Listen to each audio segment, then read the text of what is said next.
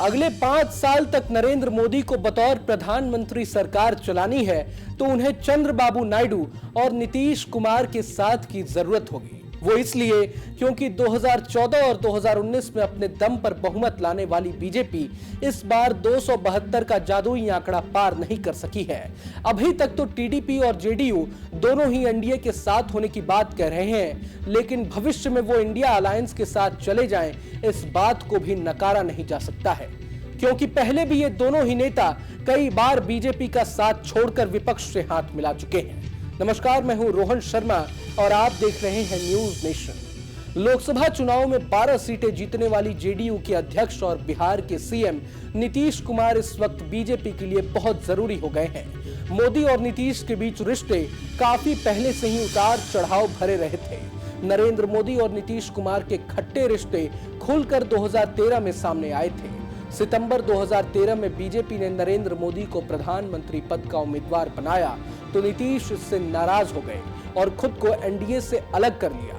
2015 का विधानसभा चुनाव उन्होंने लालू यादव की आरजेडी के साथ मिलकर लड़ा था। नीतीश लालू की जोड़ी चल पड़ी और बिहार में जेडीयू आरजेडी की सरकार भी बनी, लेकिन 2 साल बाद ही जुलाई 2017 में नीतीश कुमार पलटी मारते हुए दोबारा एनडीए में आ गए। एनडीए में आने के बाद 2019 का लोकसभा चुनाव और 2020 का विधानसभा चुनाव नीतीश कुमार ने बीजेपी के साथ मिलकर लड़ा। 2020 में बिहार में एनडीए की सरकार बनी, लेकिन फिर से अगस्त 2022 में नीतीश ने पलटी मारी और आरजेडी के साथ मिलकर सरकार बनाई। इसी साल जनवरी में नीतीश ने एनडीए का दामन थामा है। वो कई बार कह चुके हैं कि अब वे पलटी नहीं मारेंगे, लेकिन सवाल उठता है कि अगर इंडिया अलायंस की तरफ से नीतीश को डिप्टी पीएम पद का ऑफर मिल गया तो क्या वे बीजेपी के साथ बने रहेंगे? अब सवाल उठता है कि नीतीश को अपने साथ बनाए रखने के लिए बीजेपी उन्हें क्या ऑफर दे सकती है। खबरों के मुताबिक नीतीश को अपने साथ बनाए रखने के लिए बीजेपी उनकी पार्टी जेडीयू को 4 से 5 मंत्री पद का ऑफर दे सकती है। नीतीश की पार्टी से ललन सिंह और संजय झा को तो मंत्री पद मिलना लगभग कंफर्म भी हो चुका है। दूसरी तरफ लोकसभा चुनाव में 16 सीटें जीतने वाली टीडीपी के अध्यक्ष चंद्रबाबू नायडू की मोदी के साथ दोस्ती भी काफी उतार चढ़ाव भरी रही है। 2018 तक नायडू की टीडीपी एनडीए का हिस्सा थी।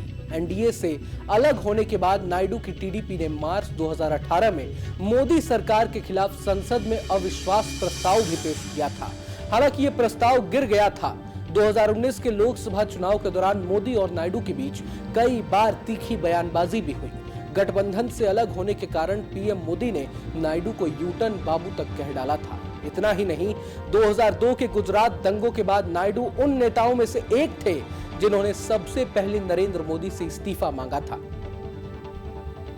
तब मोदी गुजरात के मुख्यमंत्री थे और गुजरात दंगों के कारण उन पर इस्तीफे का दबाव बढ़ गया था। हालांकि 2019 के लोकसभा और आंध्र प्रदेश विधानसभा चुनाव में हार के बाद नायडू ने कई बार कथित रूप से एनडीए में शामिल होने की कोशिश की थी।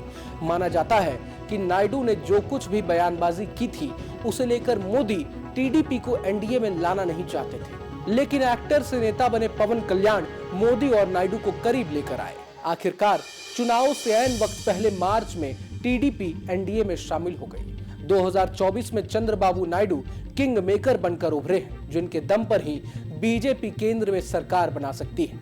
अब सवाल उठता है कि नायडू को अपने साथ बनाए रखने के लिए बीजेपी उन्हें क्या ऑफर दे सकती है। खबरें तो आ रही हैं कि चंद्रबाबू नायडू ने बीजेपी को अपना समर्थन देने के लिए अपनी पार्टी से लोकसभा अध्यक्ष और अपने हर एक 3 सांसद पर 1 मंत्री पद की मांग की है। हालांकि इन तमाम तरह की अटकलों को चंद्रबाबू नायडू ने बेबुनियाद बताया है। उन्होंने कहा है कि हम एनडीए के साथ पहले भी थे और आगे भी बने रहेंगे, लेकिन नायडू अगर एनडीए से अलग होते हैं तो फिर बीजेपी के लिए सरकार बनाना मुश्किल हो जाएगा। बहरहाल अब आने वाले समय में नायडू और नीतीश क्या सियासी गुल खिलाते हैं, ये देखना दिलचस्प होगा।